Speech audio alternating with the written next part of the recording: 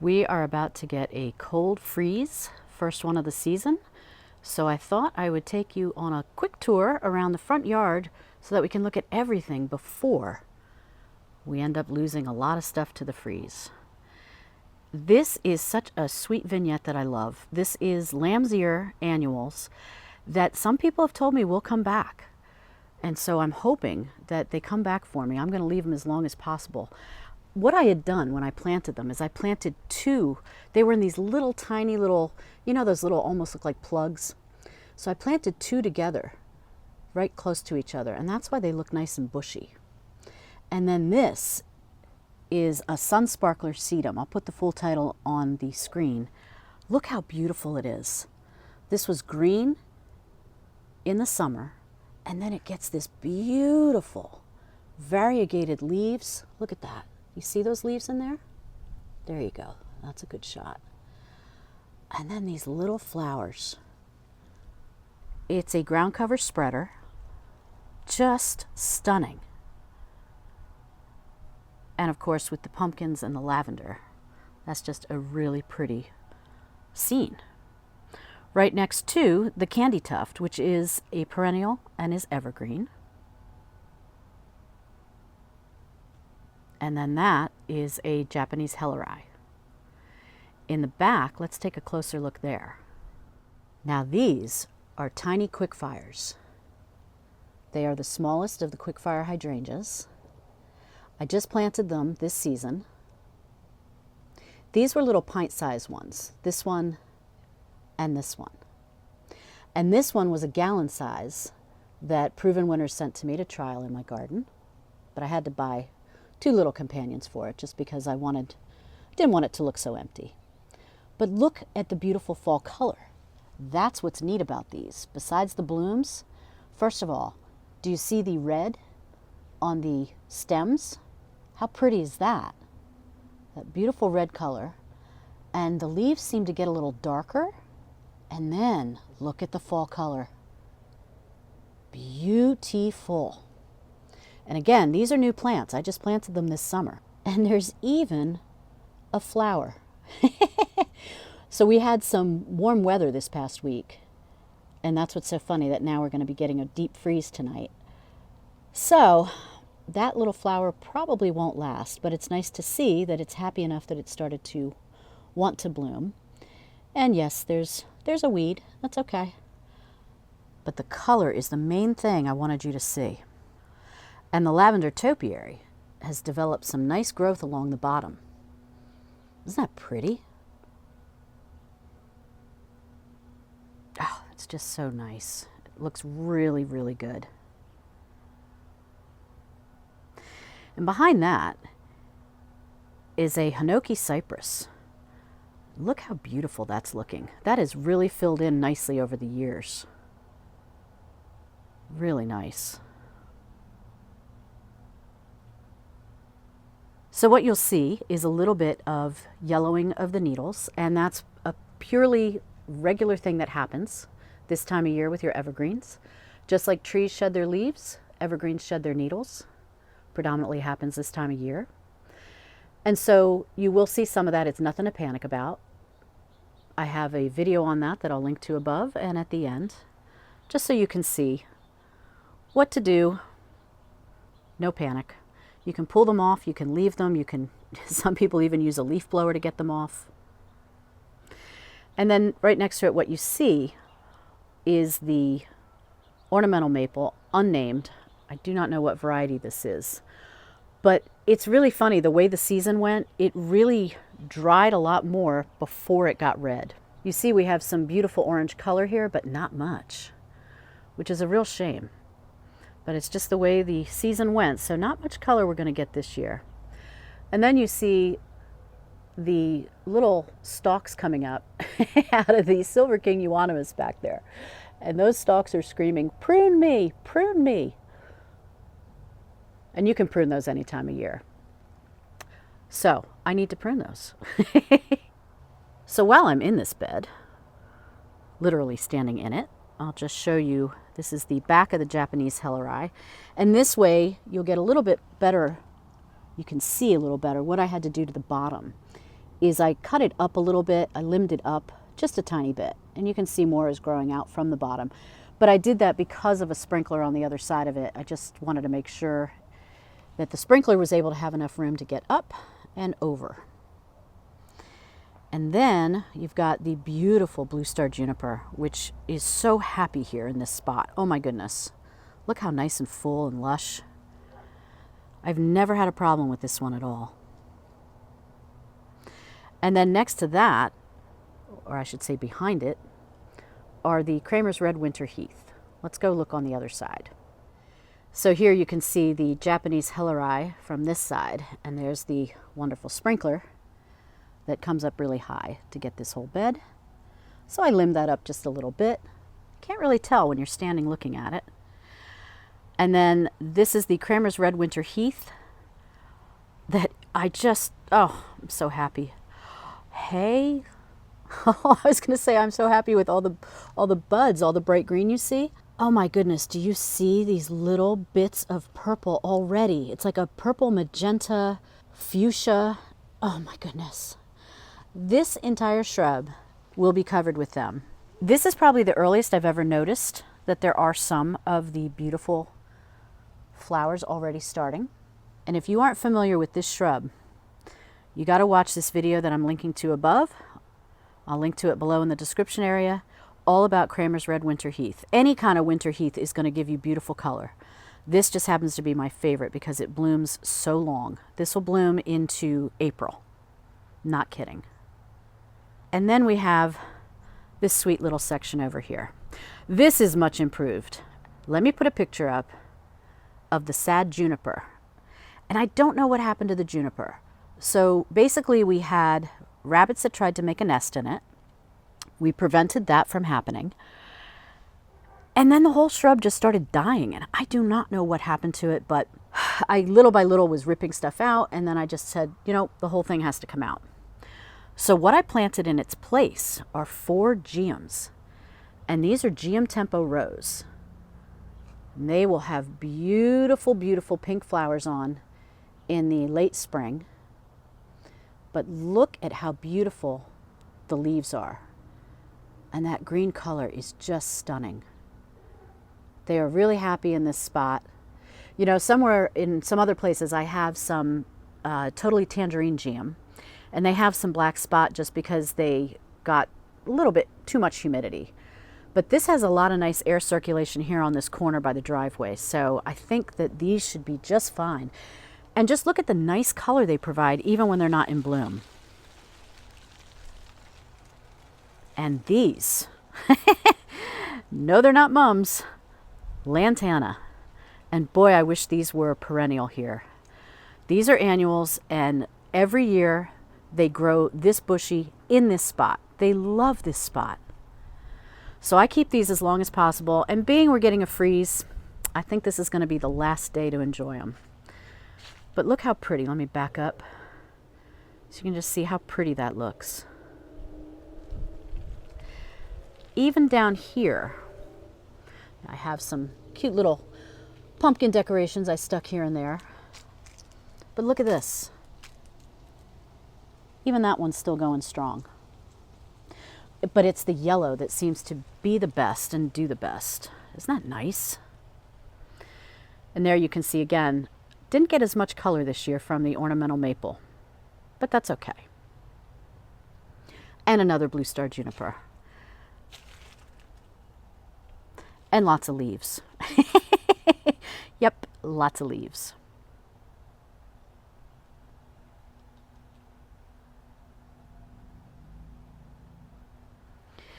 Now over here is the lamppost bed. So this is another Lantana.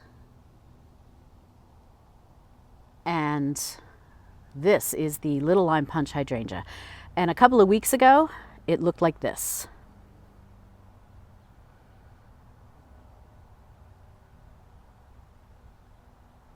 And that color was absolutely beautiful. So now we've got the beautiful beige brown tones of the flowers. But look, there's still a couple of deep, deep rose-colored flower petals. And there's some over here too. Let me just go over here so you can see.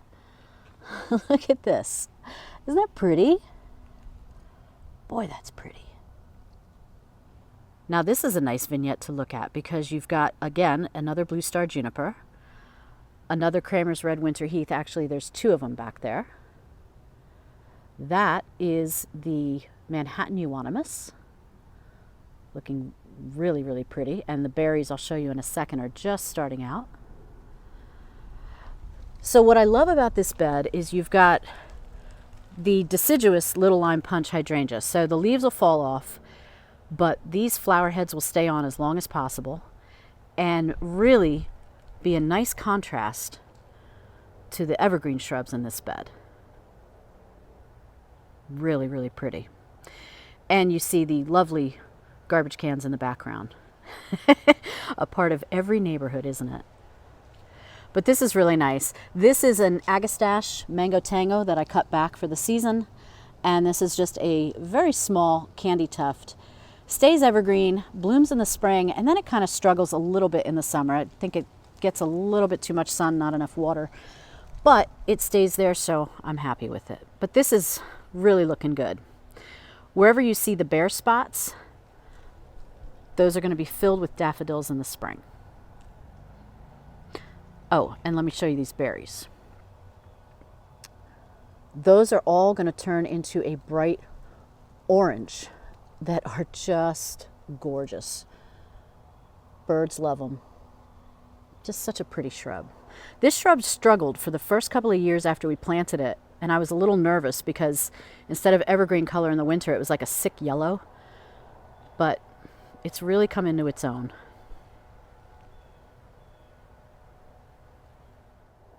So again, here is the side bed with lots of leaves.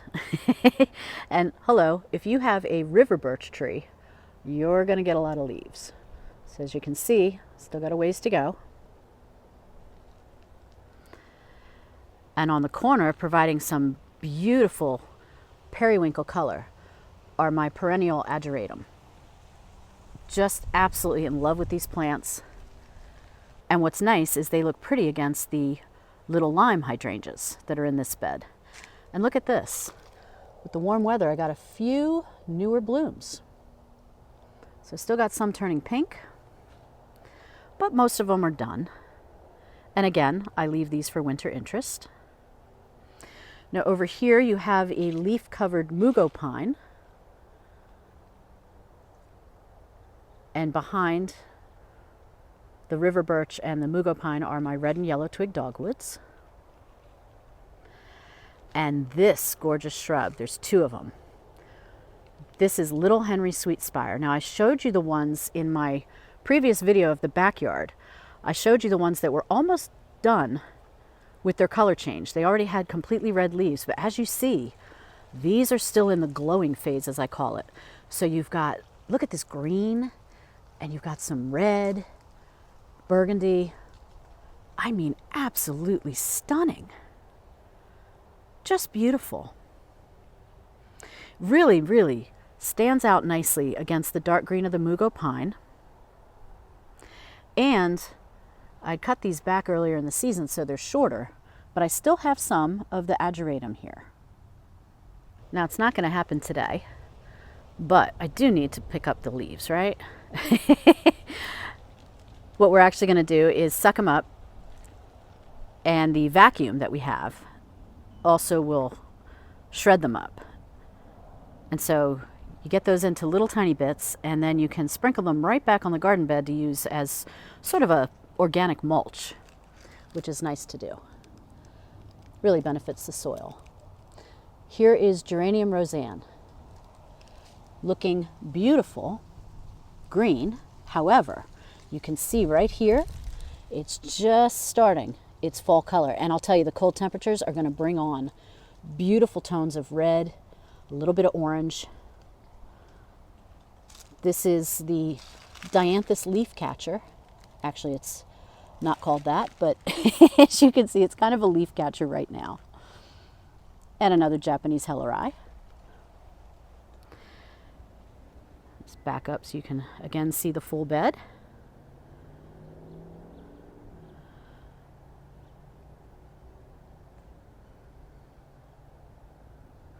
Now what's really pretty to see down here is I still have some geranium Rozanne blossoms.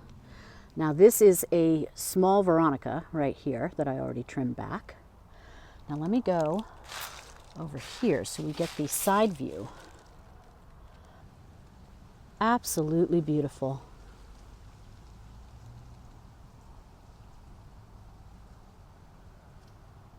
I told you in the springtime that you will get geranium Rozanne flowers into November, and here we are, into November. Now here, again, you see the beautiful leaves of the geranium Rozanne, again, just starting. There's one that's got a little bit more of what you would start to see as fall color. You see the orange and whatnot. It's not a great example, but I'll be sure to show you another great example. Plus, I've got a video in the description area below all about geranium Rozanne, and if you aren't familiar with this perennial geranium, you need to be. It's absolutely stunning. And yeah, I will come through and take all of the leaves off, as I periodically do, off of the shrubs. But like I said, with more coming, it's best just to let them fall.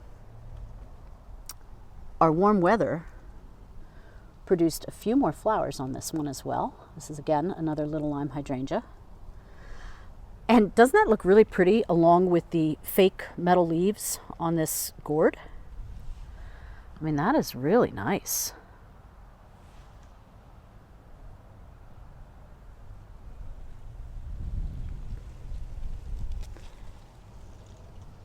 And there's another one there too.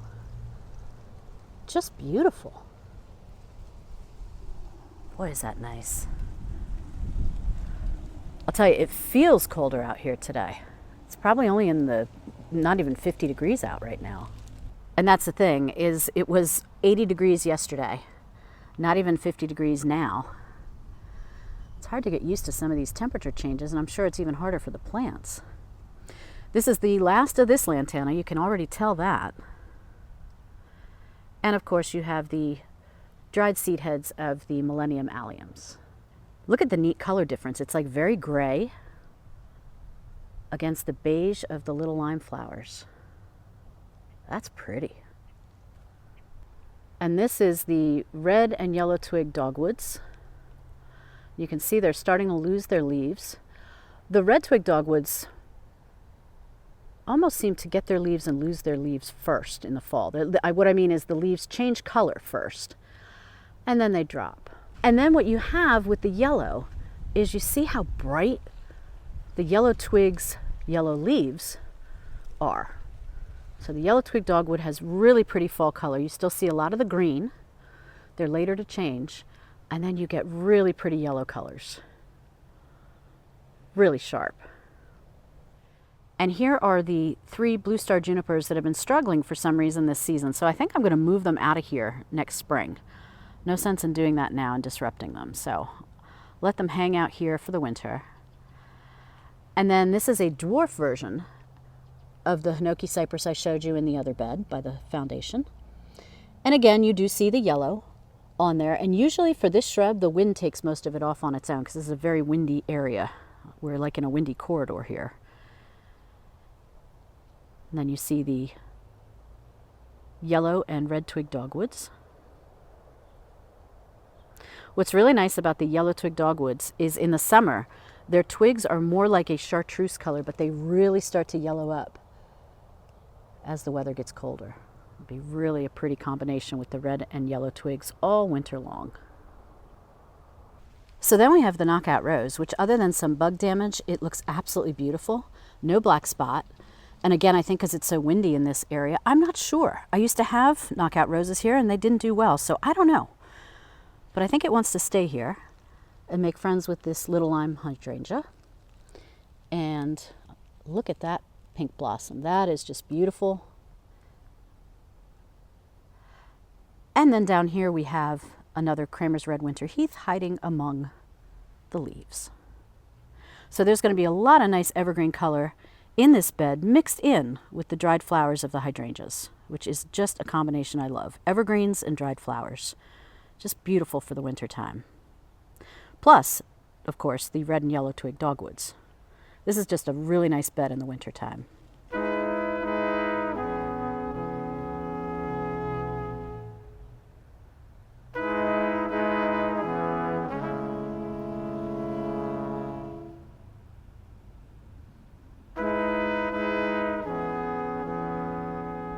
So the colorful leaves in this bed are from our crepe myrtle.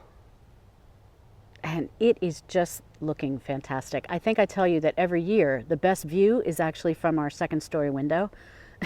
So someday I guess I'll get a high ladder out so you can see, but boy, it glows red, especially in the morning. It's beautiful. The Pinky Winky hydrangeas are basically finished, although you do see one or two deep rosy flowers still left. Let's see, we got this guy over here. You got beautiful, that's a nice shot right there. So you still do see some of the pink. And then look at this beautiful rosy one down here. Isn't that stunning? Now Pinky Winkies aren't known for their fall color, but look, you do get some pretty fall colors on this. You know, it's mostly the leaves will turn yellow. But hey, if I get one or two orangish reddish ones, that's fine with me. This is a beautiful ground cover juniper, and you can still see some of the berries are like a mint green. And this is what's left of the Firelight Tidbit. I have 3 of them in this bed. Got one in the middle and one down on the far end. This is a pancake arborvitae, which is absolutely beautiful. Only thing about this, it does not retain this beautiful color in the winter time. It gets more of like a plum color. It's not that great. I wish it was evergreen, but that's okay. I like you. You're a nice shrub. I think these are done.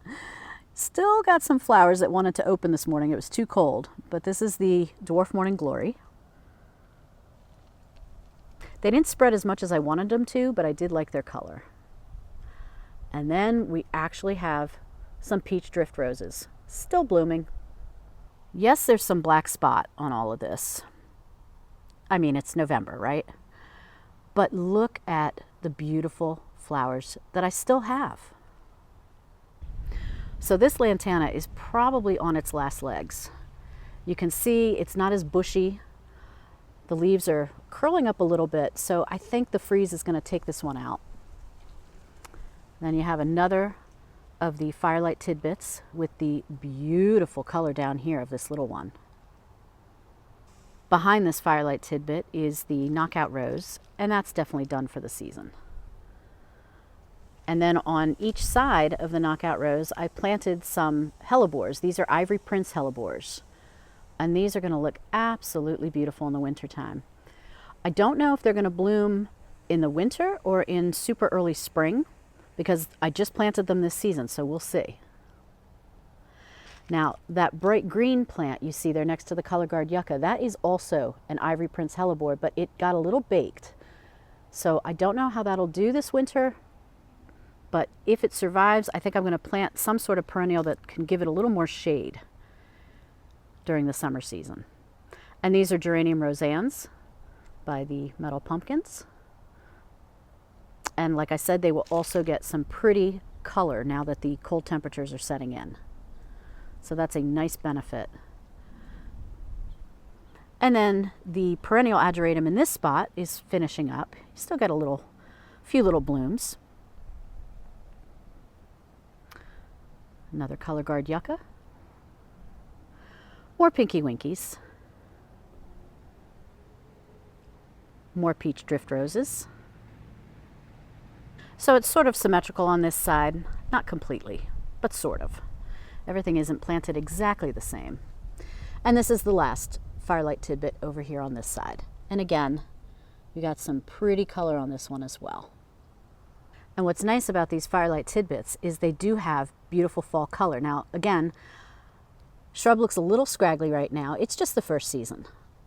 So In a few years, this is going to be nice and bushy and have beautiful, beautiful fall color to go with these really pretty dried flower heads. And I'm hoping the dried flower heads stay on during the winter season. Like I said, this is kind of a windy corridor right in front. So I don't know if they're going to end up blowing off or if they'll stay, but I sure hope they stay. The pinky winky ones always stay. This shrub is almost indestructible. There's 4 pinky winkies in this bed. But pinky winky as a shrub, oh, it's strong stems, strong flower heads. It's a great shrub. One of my favorites, if not the favorite. Sometimes I'm fickle. So before I leave this bed, I just wanted to show you a really neat shot. Seeing the knockout roses in the distance and the ornamental maple next to it has a little bit better color than the other one I showed you. So this is the other side bed.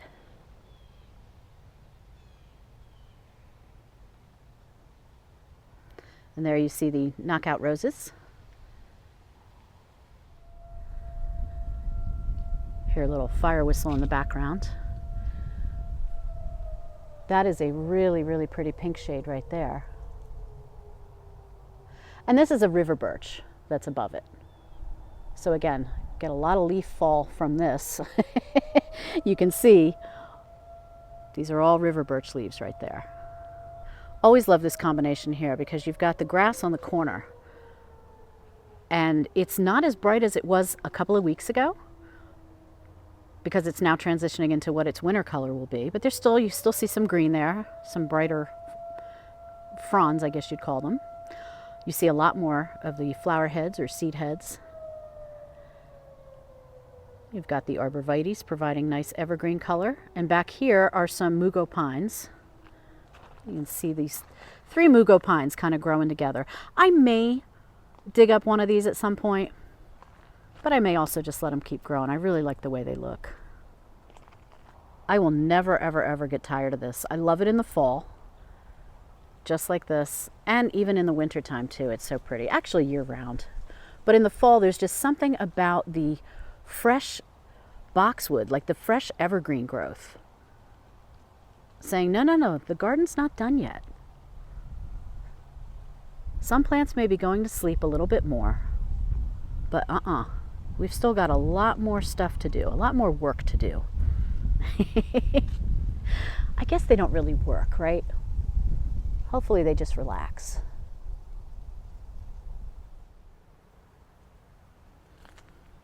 Definitely more leaves to gently remove, as well as sticks. I've mentioned this in a previous video, right?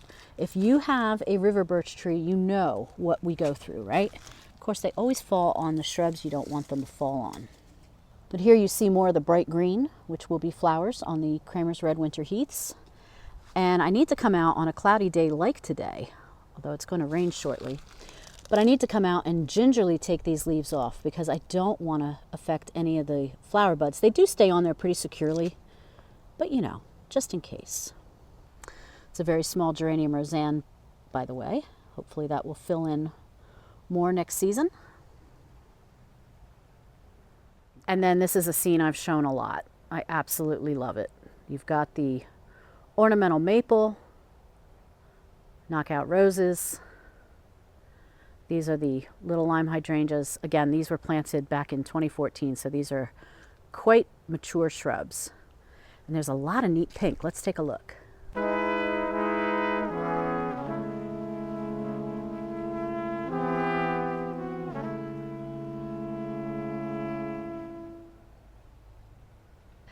And then down in front of them, there are a couple more smaller plants of Geranium Rozanne that will continue to grow and get bigger.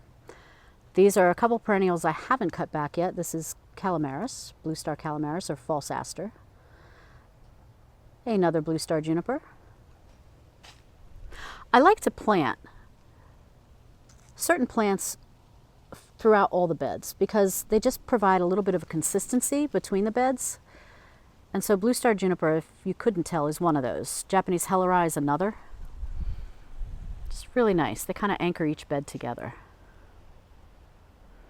And then we've got a couple more Kramer's Red Winter Heaths, as well as a summer blooming heather. It's a white heather. that has seen better days. It did not do well this summer, although you still see it's got a little bit of a flower on it. And moving up the bed, here we have a little quickfire hydrangea, which I purposely planted next to the little lime hydrangeas so that over time it just continues the hedge. And this one is showing some nice fall color, which is a really nice benefit of the little quickfires. Just look at that, really pretty. It didn't do as well blooming this year, but I let it fill in a little bit because that's really what it needs to do for the first few years.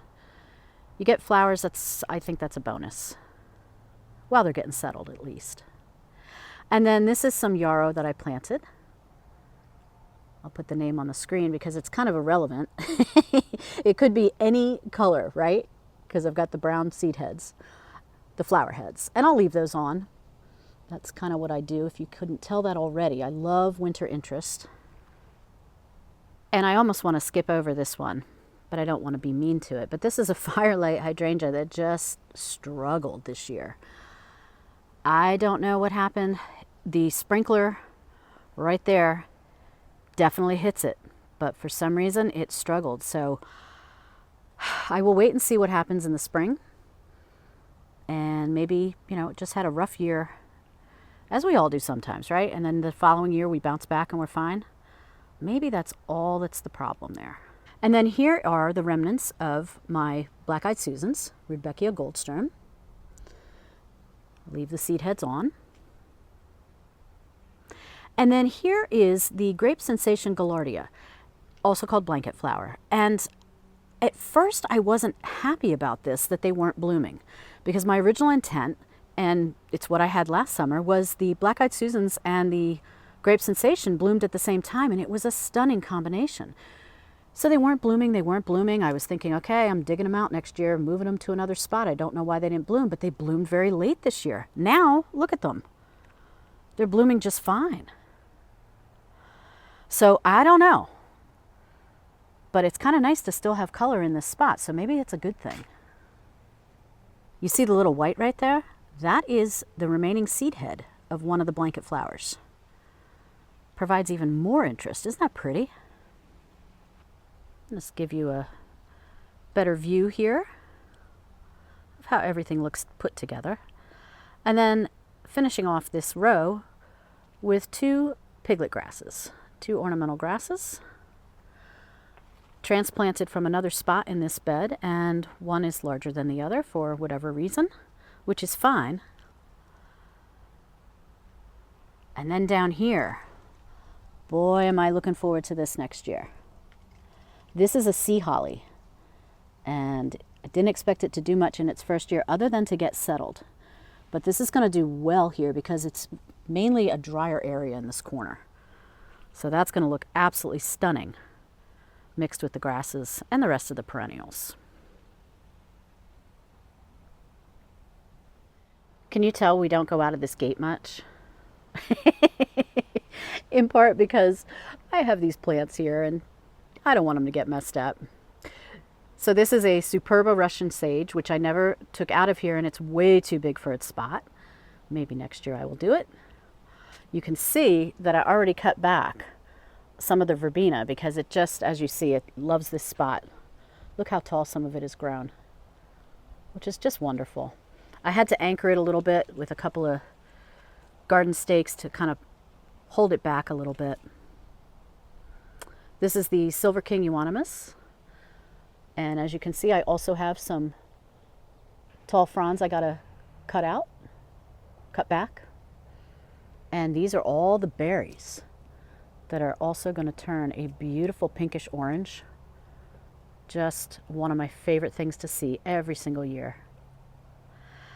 And then we have the knockout roses, and they're basically on their way out slowly. You can see there's a lot of deadheading that could be done. But since we're going to have a freeze, I'm not going to do that. I'm going to wait a little bit. If we have another warm up, I might do it again. Because sometimes I can have roses all the way up into Thanksgiving, which is absolutely beautiful. But while we're going to have some freezing nights, I'm not going to touch this.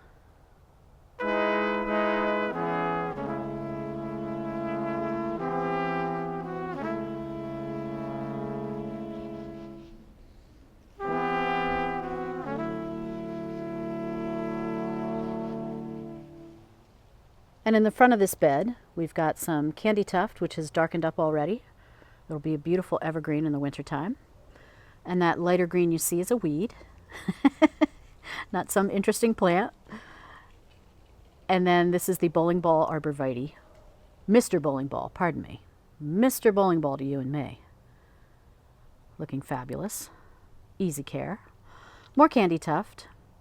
Lavender that I have not pruned back yet. I don't like to do the big pruning until the spring, but I usually prune this back a little bit. I did not get to it yet. So, you know, I did do the topiary a while ago. So once it warms up a little bit, I'm going to do it again. I'll just do a light trimming, probably take off maybe, you know, I'll take off these fronds and maybe, you know, just a little bit. Or maybe I'll take off just the fronds. It's not going to matter too much if I don't get to it until the spring, but I don't want to start that up again where I'm developing more woody lavender. You can see I cut the ornamental maple up a bit just to bring a little bit more sunlight into the bed.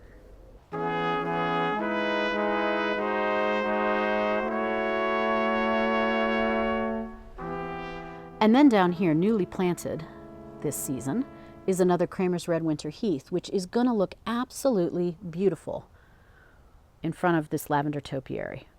It'll kind of cover up some of the woodiness, and it'll just be nice to have something blooming right here for the winter time. Plus, I've got Kramer's Red Winter Heath in the other foundation bed I showed you. So, like I said, I'm not one to do symmetry, but I will mirror plants in other beds. And then back here is another one of the tiny quickfires. And you can see it also is super happy back here. I mean, look at those healthy leaves. You got these reddish little stems that come out from the leaves.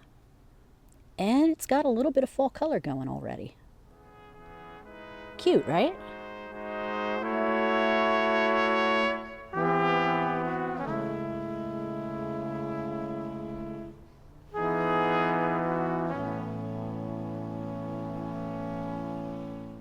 So just to give you some perspective, this is the one foundation bed I just showed you.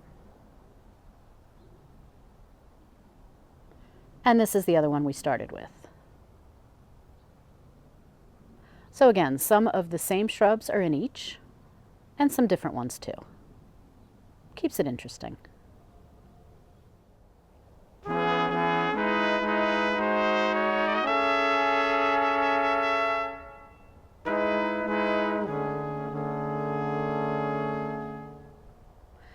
So now I'm going to finish up with the center bed. I showed you the front of it. And there's two of the Pinky Winkies. And on this side we've got a King's Gold Mop Cypress. And I have two of these. One on the other side, I'll show you in a minute.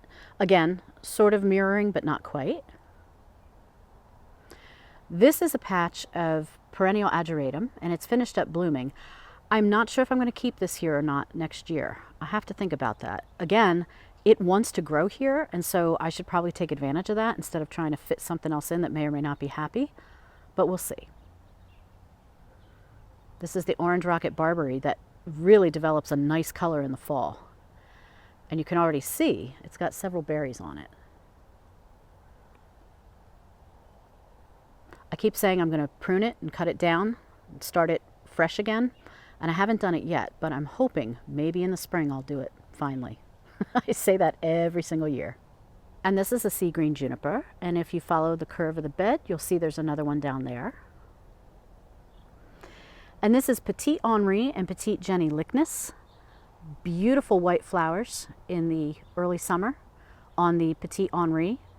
And Petite Jenny had, I think, 2 or 3 completely full blooms of pink flowers before it was done for the season, and it is just stunning. These are evergreen in the wintertime. I'd say about 90% evergreen. Again, I'm in zone 7, so your mileage may vary depending on what zone you're in. Here are 3 totally tangerine Geums. And again, for me, these are evergreen. They do get a little beat up. You'll see a little bit of black spot. But overall, the newer growth looks nice and healthy. And so hopefully that'll be predominantly evergreen in the wintertime. This is a Lantana that will probably be done once we have the freeze. And look what I have here. I still have a Geranium Rozanne flower here.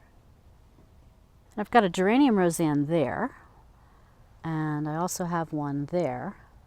And in between the two is a Starship Deep Rose Lobelia. And let me zoom in so you can really see how absolutely beautiful the fall color is. Isn't that stunning? It's not that way in the summer. It's more of dark green leaves in the summer when it has its beautiful pink flowers. But look at this fall color. That is a bonus. And I also have one over here, but I think that one's going to move because you can see the sticks they are looking more like sticks, and it's more spread out. It's not as bushy. This one's developing into more of a bushy plant. So I think I will move that other one, but I also plan on buying more because they are just a really dynamite perennial. Gives lots of color even when it's not in bloom. Now the last thing I want to show you is the Fothergilla. This is a dynamite shrub. I'm telling you, if you can plant one of these, you should plant one of these. Now mine is Fothergilla Mount Airy, and mine is one of the older varieties. There are actually 3 shrubs here, all planted next to each other. But they have a small version called Legend of the Small, which will fit into a smaller garden. And I have 2 of those in the backyard, and I showed you that I think in the video I just did of the backyard. And those I just planted this season. And then there is also another proven winners variety that is called Legend of the Fall, which is more of I think a similar size to this. So this is truly a 4-season shrub. You see the beautiful fall color right now. In the winter, the sticks that remain when the leaves all fall off the shrubs look so pretty, especially if you have snow. In the springtime, the flowers are stunning and they smell so beautiful, almost like a honey scent. And then in the summer, you get the beautiful blue-green color. It serves as a really great backdrop for perennials. I'm telling you, this would be a must-have shrub. If someone was saying, recommend a flowering shrub to me, this would be high on the list. Just because you get way more than just flowers on the shrub. So we'll have to see what the freeze does to the garden beds. It may signal to the Lantana that they're done for the season. We'll have to see. Thanks for coming on this walk with me. If you enjoyed this video, please hit the like button. I rarely ask for that, but it does tell YouTube to share the video with more people that would also enjoy some garden tours. And if you're interested in the Kramer's Red Winter Heath, here's a video you can watch next that'll tell you everything you need to know about growing this beautiful winter blooming shrub. Until next time, happy gardening.